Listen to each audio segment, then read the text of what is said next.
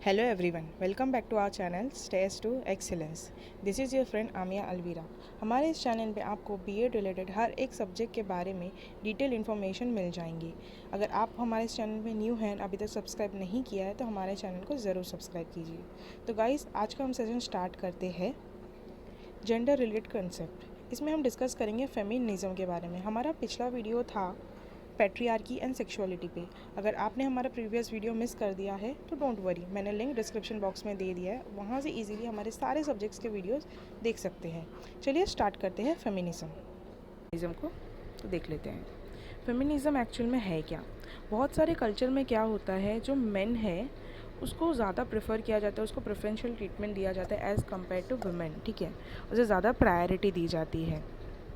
जैसे कि बहुत सारा पावर, रिसोर्सेज, वेल्थ हो गया, ये सब जो डिस्ट्रीब्यूट होता है ना, ये बहुत अनफेयरली डिस्ट्रीब्यूट होता है। मतलब इक्वल डिस्ट्रीब्यूशन नहीं होता है। मेन के केस में ज़्यादा क्वांटिटी जाती है एंड वुमेन के केस में कंसिडर किया जाता है कि वो लो थोड़ा मोड़ा देकर ही चल जाएगा, ठीक है।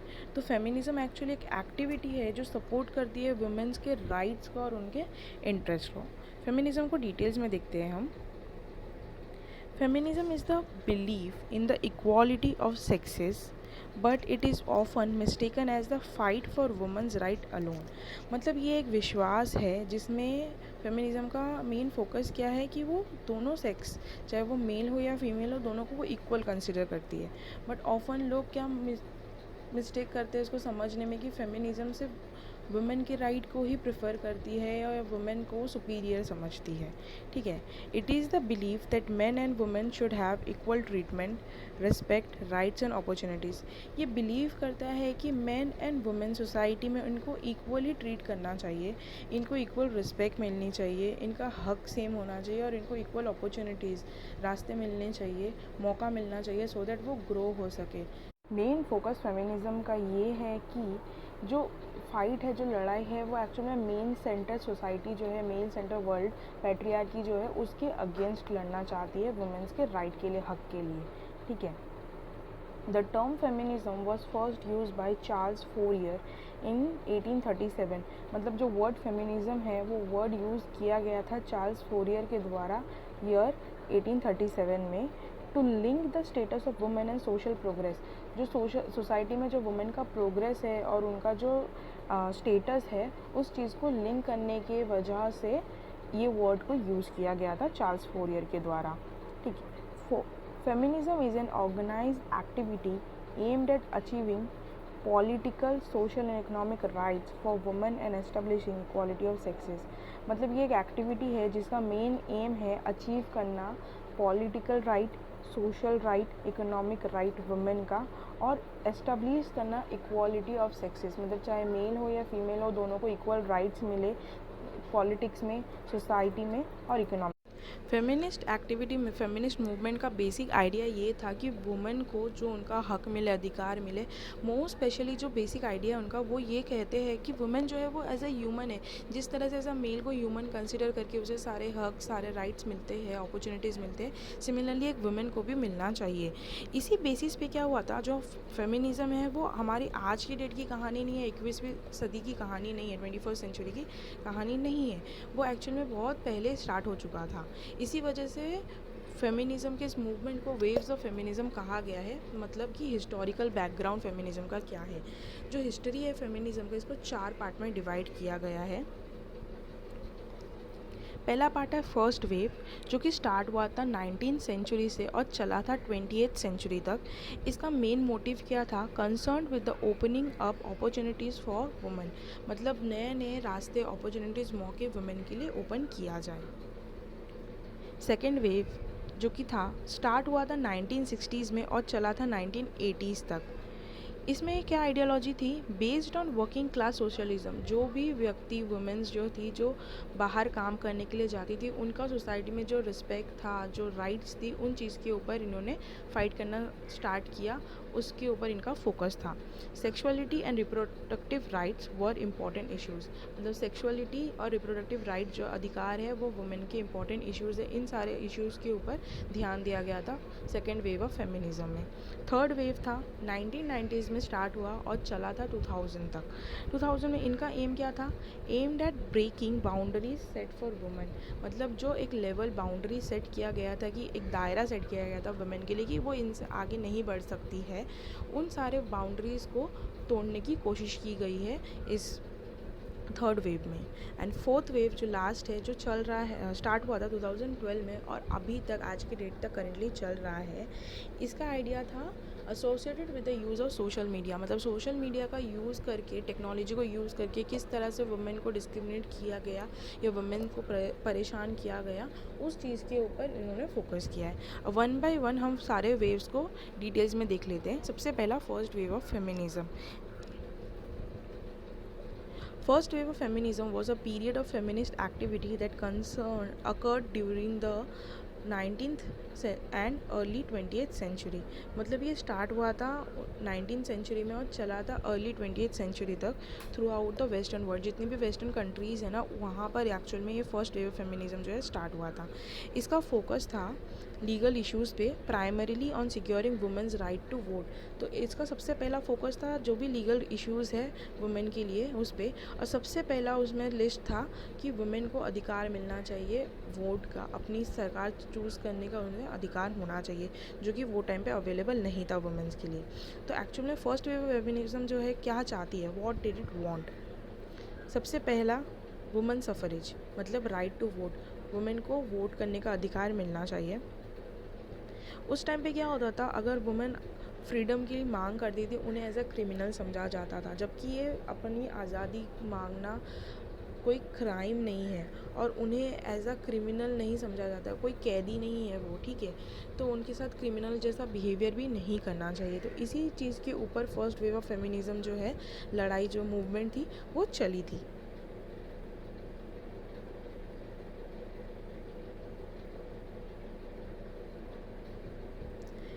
Married women to be allowed to own an in right property, मतलब जिस लड़की की शादी हो जाती है उस टाइम पे उन्हें परमिशन नहीं था कि वो खुद कोई प्रॉपर्टी परचेज़ कर सके या ख़रीद सके, मालिकाना हक रखे, या फिर उनके फादर की प्रॉपर्टी में भी उनका कोई अधिकार नहीं होता था।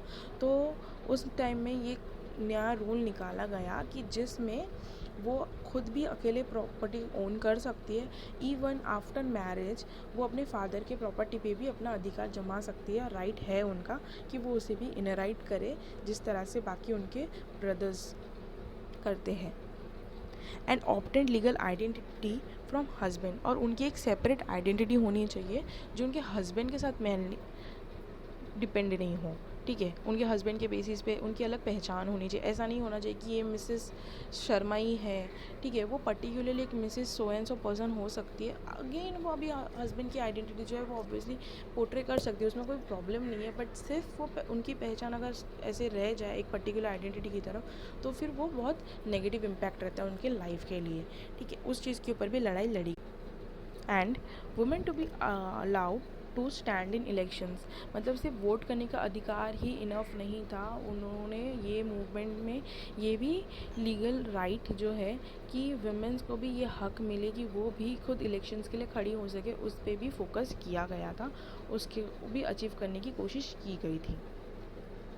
नेक्स्ट है सेकेंड वेव ऑफ फेमिनिज्म। इसमें क्या होता है, The second wave of feminism is usually demarcated from 1960s to late 1980s, मतलब ये स्टार्ट हुआ था 1960s को और चला था 1980s तक। इसका मकसद क्या था? The movement was initially concentrated in the United States of America and then spread to other western countries। इसकी शुरुआत हुई थी यूनाइटेड स्टेट ऑफ अमेरिका में और बाद में ये दूसरी वेस्टर्न कंट्रीज़ है वहाँ पर फैलने लगी, बढ़ने लगी, ठीक है। इसका आइडियोलॉजी क्या था कि it focused on issues of equality and discrimination, जो भेदभाव होता है उन सारे इश्यूज़ को ओवरकम किया जाए, चैलेंजेस को ओवरकम किया जाए, और इक्वालिटी मतलब सेम अधिकार सबको मिले, इस चीज़ पे फोकस किया जाए, ठीक है। द सेकेंड वेव स्लोगन, इसी वेव के दौरान एक स्लोगन जारी किया गया, द पर्सनल इज़ पॉलिटिकल। तो इसमें क्या हुआ, स्लोगन के थ्रू ये आइडेंटिफाइड किया गया वुमेन को कि वो कल्चरली एंड पॉलिटिकली कितनी इनक्वालिटीज़ फेस करती है। उन्हें इनकरेज किया गया कि वो समझे उनके अधिकार को और उनके पर्सनल लाइफ को, जो रिफ्लेक्ट करता है सेक्सिस्ट पावर स्ट्रक्चर को। सेक्सिस्ट पावर स्ट्रक्चर मतलब मेल पेट्रियार्की, मेल सेक्स की तरफ कि किस तरह से वो अपना पावर यूज़ करते हैं वुमेन्स को डिस्क्रिमिनेट करने के लिए, इनक्वालिटीज़ जो भी है उनके साथ भेदभाव ये सब करने के लिए। एक बहुत इंपॉर्टेंट रोल प्ले किया गया बेटी फ्रेडनन द्वारा। बेटी फ्रेडनन वॉज अ की player in second wave feminism. In 1963 her book the feminine mistake, मतलब उनकी बुक में उन्होंने जो फेमिनाइन मिस्टिक है उसमें क्रिटिसाइज़ किया the idea that women could find fulfilment only through child rearing and home making.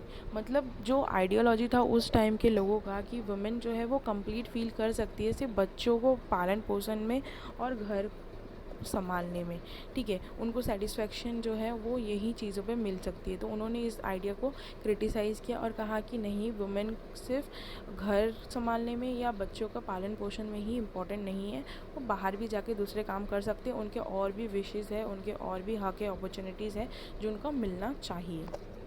अब थर्ड वेव ऑफ फेमिनिज्म देखते हैं। The third wave of feminism is described as a sudden representation of women at all levels of government। मतलब जो third wave of feminism है इसको describe किया गया है कि एक सडनली रिप्रेजेंटेशन आ गया, एक मतलब अचानक से एक मूवमेंट स्टार्ट हो गया जो बहुत ही एग्रेसिव था और इसका मेन मकसद था कि वुमेन जो है उनको गवर्नमेंट के हर एक लेवल में अधिकार मिलना चाहिए। अभी तक तो फर्स्ट वेव में क्या हुआ था, राइट टू वोट और इलेक्शन में right to election, stand for election का राइट था। सेकेंड वेव में क्या हुआ था कि उन्हें सोसाइटी में जो डिस्क्रिमिनेशन है वो सारे चीज़ों को फेस ना करके इक्वालिटी का अपॉर्चुनिटी मिलनी चाहिए। थर्ड वेव में क्या हो गया, गवर्नमेंट राइट्स, गवर्नमेंट डिपार्टमेंट में, गवर्नमेंट में उनका रिप्रेजेंटेशन होना चाहिए, लाइक पार्लियामेंट्स में उनके लिए सीट्स होनी चाहिए सो दैट वो भी अपना आइडिया पर्सपेक्टिव वहाँ पर रख सके, as a female point of view decision government भी ले सके। Third wave of feminism deals with issues which appear to limit और ऑपरेस वुमेन। मतलब इसमें इशू था कि जो वुमेन को दबाने की कोशिश करता है, उन्हें उत्पीड़न सताने की कोशिश करता है, लिमिट करने की कोशिश करता है कि इनका अधिकार सिर्फ सो एंड सो लेवल तक ही है, इसके आगे ये सिर्फ जा नहीं सकते, उस चीज़ पे फोकस करता था। Gender violence has become a central issue to third wave feminist. मतलब जेंडर वायलेंस जो हो गया, वायलेंस किसी भी तरह का हो सकता है, चाहे वो अब्यूज़ हो, सेक्सुअल हरासमेंट हो, सेक्सुअल वायलेंस हो, रेप हो, ये सारे के थ्रू जो भी जेंडर वायलेंस होते थे एक वुमेन के ऊपर, डोमेस्टिक वायलेंस, ये सब जेंडर वायलेंस के अंदर कंसिडर होता है। और थर्ड वेव में इस चीज़ को एक सेंट्रल इशू माना गया था, बहुत इंपॉर्टेंट इशू माना गया था। The third wave of feminism was greatly focused on reproductive rights of women. जो रिप्रोडक्टिव राइट है वुमेन का, कि मतलब वो कितने बच्चों को वो जन्म देना चाहती है, कब जन्म देना चाहती है, ये सब राइट एक वुमेन के अंदर होना चाहिए, मिलना चाहिए। उन्हें ये अधिकार होना चाहिए कि वो किसी बच्चे को जन्म देना भी चाहती है या नहीं चाहती है। Feminist advocated for a woman right to make her own choices about her body and stated that it was a basic right to have access to birth and control abortion. वो पहले क्या होता था, अगर मेल चाइल्ड नहीं हो रहा है थ्रू तो उन्हें अबॉर्ट कर दिया जाता था। तो यूजुअली ये जो वुमेन थी उसके मर्ज़ी के ख़िलाफ़ किया जाता था। तो मेन आइडिया ये था कि कब रिप्रोडक्शन करना है, मतलब कब उन्हें बच्चे को जन्म देना है, कब वो चाहती है कि वो माँ बनने के लिए रेडी है, she is ready to be a mother, और उन्हें वो बच्चा अबॉर्ट करना है या नहीं करना है, या उन्हें वो बच्चा रखना है या नहीं रखना है। ये सब राइट एक वुमेन को अधिकार होना चाहिए, बिकॉज ये उनका बॉडी से रिलेटेड है, ये तो इनका शारीरिक संबंध रखता है उनके बॉडी से। इसी वजह से उन्हें ये बेसिक राइट है जो हर एक औरत को मिलनी चाहिए। तो थर्ड वेव में इस चीज़ को भी बहुत इंपॉर्टेंस दी गई थी। फोर्थ वेव ऑफ फेमिनिज्म जो भी करेंटली चल रहा है was created on the grounds of the opposition of sexism, violence against women, sexual assault and rape culture on college campuses, body shaming and workplace harassment।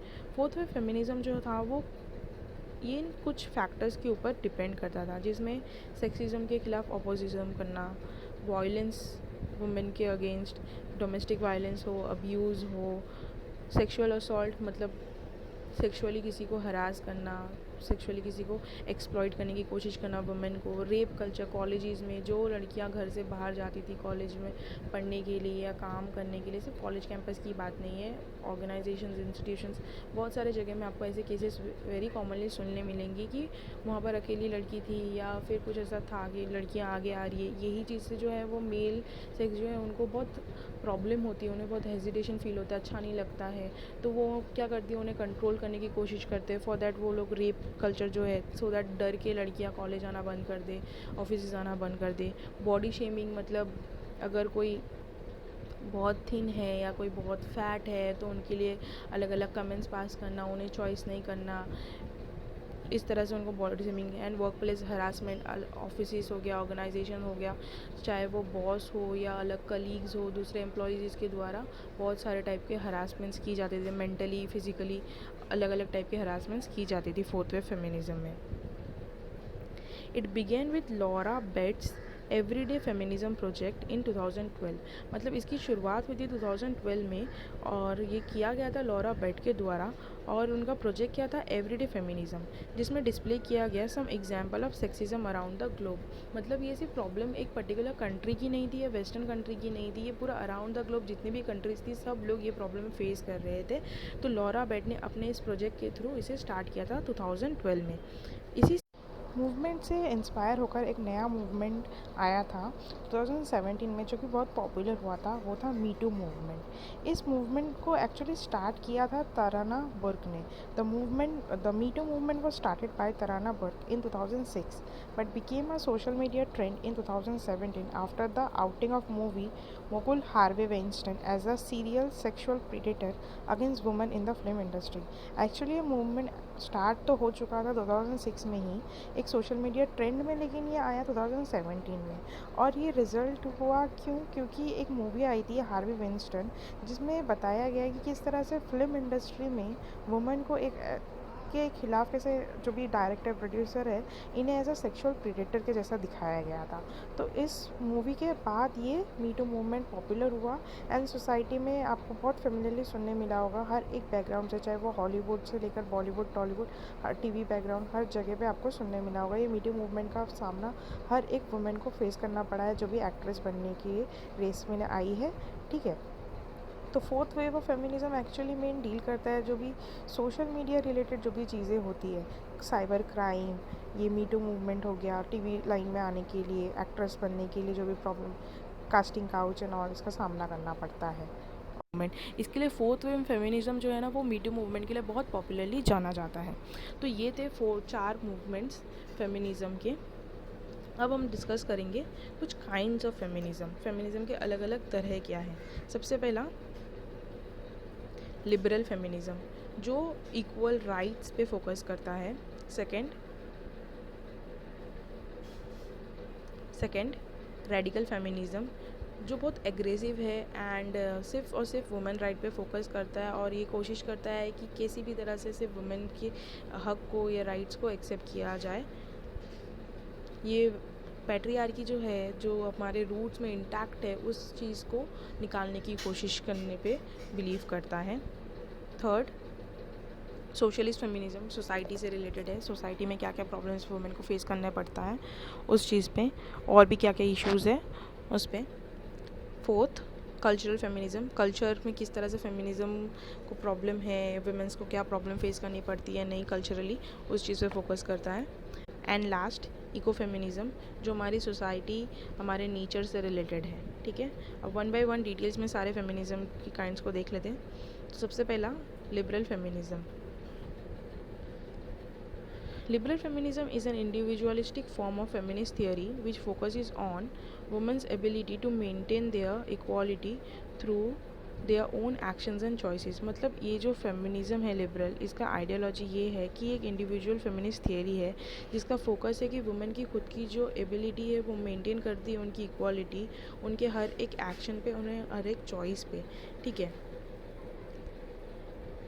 अलग से जो main के लिए चीज़ें हैं अवेलेबल, जैसे कि पॉलिटिकल हो, लीगल रिफॉर्म हो, बिना सोसाइटी को चेंज किए मेन के लिए जो भी फैसिलिटी अवेलेबल है, सेम वे वुमेन को भी वो सारी फैसिलिटी मिलनी चाहिए। ये बिलीव करता है कि use of one capacities in support of the domestic process to help bring equality, मतलब जो भी खुद की कैपेसिटी है उस चीज़ को यूज़ करके इक्वालिटी लाया जा सकता है एक मेन में और एक वुमेन में।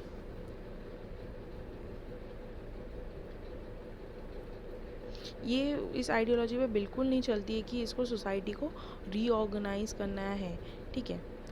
Liberal feminism fights for complete gender equality, मतलब ये कम्प्लीटली जेंडर इक्वालिटी पे फोकस करती है through social, political and legal means, मतलब सोशली, पॉलिटिकली और लीगली जो भी हक एक मैन को मिला है वही सारे हक एक वुमेन को भी मिलना चाहिए। तो इस तरह से ये सिर्फ जेंडर इक्वालिटी पे बिलीव करता है। Next, radical feminism. ये बहुत अग्रेसिव फेमिनिज़म है। इसका आइडियोलॉजी क्या है, व्हाट इज़ रेडिकल फेमिनिज़म, ठीक है। Radical feminism is a perspective with feminism that calls for a radical reordering of society in which male supremacy is eliminated in all social economic context। जिस तरह से liberal feminism जो है वो ये focus नहीं चाहता है कि सोसाइटी में कोई भी रीअरेंज किया जाए, इसको रीऑर्गेनाइज किया जाए, जो हक बस मेन को मिल रहा है वही सेम एक वुमेन को मिलना चाहिए, बट रेडिकल फेमिनिज़म ऐसा नहीं सोचती।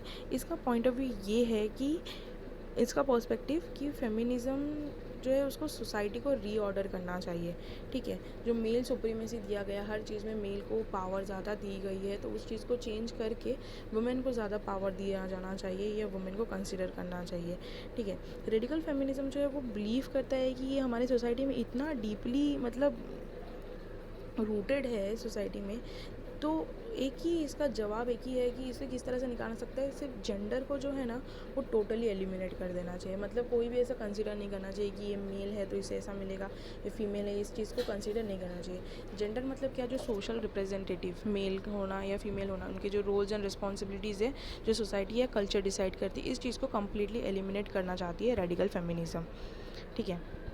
Radical feminism seeks to abolish the patriarchy in order to liberate everyone from an unjust society by challenging existing social norms and institution। मतलब जो भी अभी करंटली रूल्स रेगुलेशंस जो भी है मेन के लिए फेवर करती है, जो मेन को और पावर देती है, उन सारी चीज़ों को एलिमिनेट करके अनजस्ट जो भी है सोसाइटी का वो सारी चीज़ों को ख़त्म करके पैट्रियार्की को ख़त्म करना चाहती है, ठीक है। ये प्रमोट करना चाहती है कि दोनों जो सेक्स है दोनों में इक्वालिटी आनी चाहिए। एंड ये इवन इतना ही बिलीव करती है कि जो बेबीज़ है वो भी फीमेल बॉडी के आउटसाइड ही क्रिएट करे तो भी बेटर है। रेडिकल फेमिनिज़म क्या कंसिडर करता है कि ये जो ट्रेडिशनल फेमिनी सेटअप है ना वही सेक्सिस्ट है, जिसमें ये सोचते हैं कि मेन को जो है वो घर के बाहर जाकर काम करना चाहिए, पैसे कमाना चाहिए, वेरे से वुमेन को घर पे रह के घर के सारे काम करने चाहिए, डोमेस्टिक जॉब करने चाहिए बिना पावर दिए या उन्हें कोई मॉनेटरी बेनिफिट दिए। Radical feminism views society as fundamentally a patriarchy in which men dominate and oppress women। इसी वजह से ये इनको क्या लगता है कि मेन जो है वो वुमेन को डोमिनेट करते हैं, उन्हें ऑपरेस करने की कोशिश करते हैं। वो इस अरेंजमेंट को ही ख़त्म करना चाहती है रेडिकल फेमिनिज़म में, जिसमें अपर हैंड मेन को दिया जाता है, उनको ज़्यादा इकोनॉमिक पावर दिया जाता है as compare to women. Socialist feminism. Socialist feminism considers women oppression to be due to complex interplay of social, economic and psychological factor। मतलब इस फेमिनिज़म के आइडियोलॉजी में क्या कह रहे हैं कि जो वुमेन को फेस करना पड़ता है प्रॉब्लम्स, वो 3 फैक्टर्स पे डिपेंड करता है, एक सोसाइटी, सोशल, इकोनॉमिक, पैसे से related and psychological factor. Social feminist consider करते हैं कि वुमेन ऑपरेशन क्यों होता है, क्योंकि ये जो फैक्टर्स है इन लोगों का ही प्रॉब्लम है, इनके जो आइडियोलॉजीज है इनके बेसिस पे ही प्रॉब्लम होता है। Marxism feminism recognize that women are oppressed due to their economic dependence on men। मतलब मार्क्सिज्म फेमिनिज़म जो है वो भी सोशलिस्ट फेमिनिज़म जैसा ही थॉट रखती है। उनको ऐसा लगता है कि वुमेन को ऑपरेस किया जाता है, क्योंकि उनका इकोनॉमिक डिपेंडेंस है मेन के ऊपर।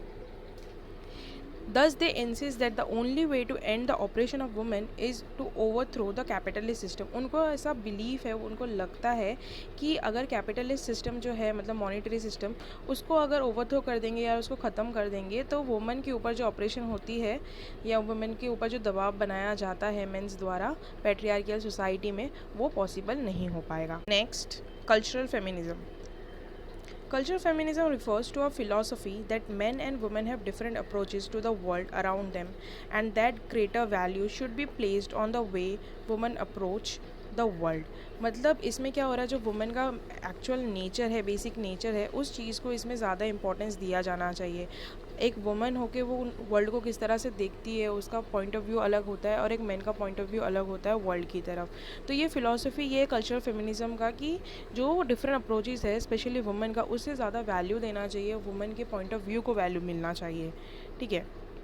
In some cases, cultural feminism argues that a woman's way of looking at the world is actually superior to men. मतलब woman जिस तरह से world को देखती है वो men से ज़्यादा superior है. This perspective aims to unite all women regardless of ethnicity, race, class और age. मतलब इसमें हर एक woman को categorize किया गया है, हर category के women, चाहे वो किसी भी एथनिसिटी से हो, रेस से हो, क्लास की हो या किसी भी एज की हो, हर एक को एक प्रॉपर रिस्पेक्ट मिलनी चाहिए. वो सब साथ में आकर अपने इस थॉट को रखना चाहिए. ठीक है. एक्चुअल में क्या है, the essence of being a woman is what makes woman special and different compare to man according to this view. Actual में वुमन का जो मेन नेचर है, जैसे कि उनका कैरिंग व्यवहार, बिहेवियर, एटीट्यूड, ये सब चीज़ों को इम्पोर्टेंस दिया गया है, और कह रहे हैं कि ये जो चीज़ है जो उनको मैन से अलग करती है वो बहुत इंपॉर्टेंट है, जिसकी वजह से वो बहुत स्पेशल क्रिएचर बन जाती है, स्पेशल ह्यूमन बींग बनती है. Last ideology, ecofeminism. इकोफेमिनिज्म का मतलब क्या होता है? Ecofeminism is a branch of feminism that sees environmentalism. मतलब ये एक ब्रांच है फेमिनिज्म का जो एनवायरमेंटलिज्म देखता है, and the relationship between women and the earth और वुमेन के बीच में जो रिश्ता है उस चीज़ के ऊपर ये ज़्यादा फोकस करता है as foundational to its analysis and practice. किस तरह से उनके जो हाव भाव है, बिहेवियर है, एक्शंस है, वुमेन का वो नेचर से मिलता है, अर्थ से मिलता है, उस चीज़ को देखते हैं थ्रू एनालिसिस के और थ्रू प्रैक्टिस के.